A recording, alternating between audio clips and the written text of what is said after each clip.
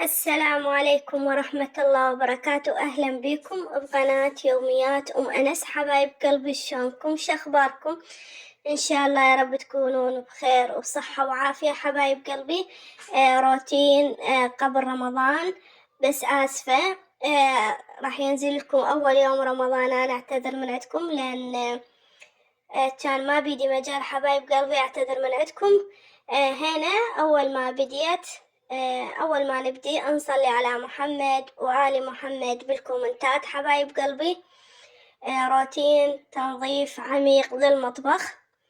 أتمنى إن شاء الله يا رب يعجبكم هذا الروتين. واللي شاهد قناتي لأول مرة أتمنى لا ينسانا باللايك والاشتراك ويفعل لنا زر الجرس حتى يصلكم كل جديد.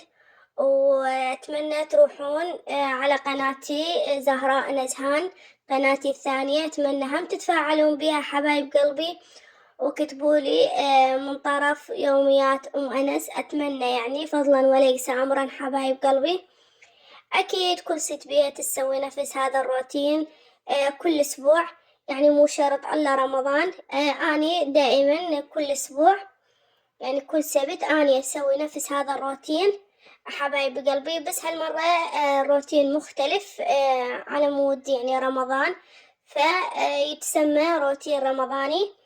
وهنا من بعد ما جلفت الكاونتر اللي فوق بديت بالكاونتر اللي جو حبايب قلبي.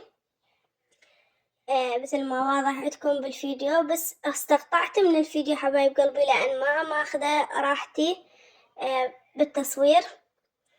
أول شي الكاميرا تعكس، وثاني شي يعني مو مريحة الشغلة ماسكة الموبايل وتجلفين، فما تنظفين بصورة صحيحة. فشوفوني دائما استقطع من الفيديو. أعتذر من عندكم حبايب قلبي، وإن شاء الله يا ربي هذا الروتين يكون ينال إعجابكم وتستمتعون به حبايب قلبي. وأحب أقول لكم رمضان كريم علينا وعليكم، وإن شاء الله يا رب ينعاد عليكم بالصحة والسلامة. وإن شاء الله يا ربي هذا رمضان يكون خفيف علينا ونكون نكمل طاعاتنا ونقرأ قرآن ونصلي على محمد وآل محمد. إن شاء الله يا ربي نكون هذا رمضان خفيف على أمة الإسلام يا ربي. وهنا مثل ما وضحتكم بالفيديو خلصت الكاونتر فرجعت على الثلاجة حبايب قلبي. وهنا هم عزلت الثلاجة. أعتذر عن الثلاجة من الأسفل خاصة يعني بس للشروبات، فأعتذر من عندكم حبايب قلبي. وهنا عندي هذني مالات البهارات. أنا يعني مثل ما تشوفون يعني الفيديو السابق قبله هم يعني كنت أمسح بين. أنا يومية الفرد أمسحهن حبايب قلبي، كل ما أطبخ أمسحهن، لأن هذني مخليتهم فوق الكاونتر نقول ظاهريات، فدائما مقابل العين. فواحد مثل ما يقول المطبخ مخصص بس للأكل والعين تاكل قبل الإثم. اللي وصل لهاي اللحظة بالفيديو لا ينسانا باللايك والاشتراك ويفعل لنا زر الجرس حتى يصلكم كل جديد. وقولوا لنا يا الحبايب ايش راح تسوون فطور اليوم أول يوم برمضان. أني هسه الساعة 2 عدم أنتج لكم هذا الفيديو حبايب قلبي. حطيت شوربة العدس على النار وقعدت أمنتج لكم، فأتمنى تقولوا لي ايش راح تسوون فطور، اكتبوا لي بالكومنتات حبايب قلبي. وهنا جبت مالت البهارات مالتي همينة، هاي هم دائما تصير مقابل العين، مسحتها مسحة خفيفة حبايب قلبي، يعني مو مسحة عميقة حتى أكون واضحة معاكم، آسفة. حبايب قلبي، أريد أشوف تفاعلكم على هذا الفيديو. إذا شفت تفاعلكم وتفاعلكم قوي على قناتي هاي راح أنشر لكم بين يوم ويوم على هاي القناة، وهذيك القناة كل يومين، والثالث راح أنزلكم فيديو حبايب قلبي. وهنا هذا شكل المطبخ يعني من فوق الكاونتر. وهنا عندنا هذا الهيتر، أكيد ما ننسى لازم نجلفه. أنا كل ما أطبخ يعني بالليل، دائما بالليل أنا أغسل هذا الهيتر والطباخ فحبيت المرة هم أصور لكم إياه حبايب قلبي. أتمنى حبايب قلبي تشجعوني وتكتبوا لي كومنتات حلوة مثل عيونكم الحلوة، وأتمنى تتفاعلون مع الفيديو، يعني أكون لكم ممنونة إذا شفت تفاعلكم على هذا الفيديو حبايب قلبي. هنا أنا دائما أجلف وأرجع أمسحه بوصلة يابسة.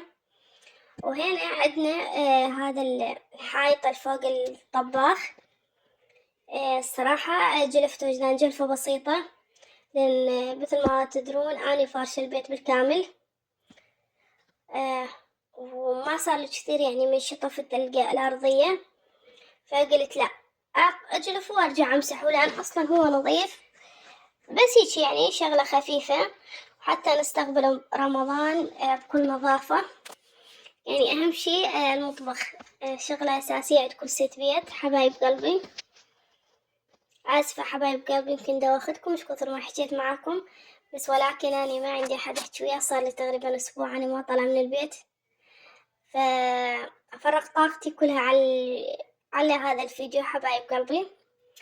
هنا عندي هذا النيم خليتهن يعني شلون صفايح للهيتر حبايب قلبي، فأغسلهم كل أسبوع همينة. هذني سيراميكات أو تسمى بورسلين. راح تقولي لي ليش ما تحطين لزق؟ أنا ما يعجبني أحط لأنه أصلا سيراميك يعني بس تسوي الجدانة ينظف، فأنا دائما أغسلهم. وهنا بديت أعزل واجهة السنك مثل ما وضحتكم بالفيديو. أنا أصور لكم قبل وبعد حبايب قلبي، يمكن تعلمتوا علي، أنا دائما أصور قبل وبعد الفيديو، لأن مثل ما قلت لكم نستقطع من الفيديو شيء خيالي حبايب قلبي. وهنا عندي البردات بديت أغسلهم.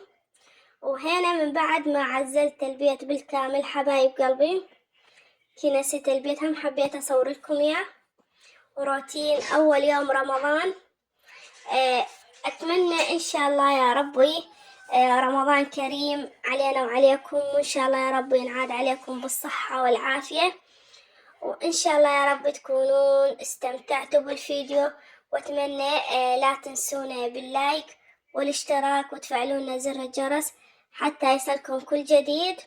وإن شاء الله يا ربي تكونون دائما بخير وصحة وعافية حبايب قلبي. وهنا صراحة هذا الفيديو مال أول البارحة، لأن مثل ما قلت لكم الفيديو هذا مصورته من قبل يوما وراح أنزلكم إياه أول يوم رمضان. أتمنى اللي وصل لهاي اللحظة بالفيديو لا ينسانا باللايك والاشتراك وفعلونا زر الجرس حتى يصلكم كل جديد. ومع السلامة حبايب قلبي، انتظركم فيديوهات جديدة.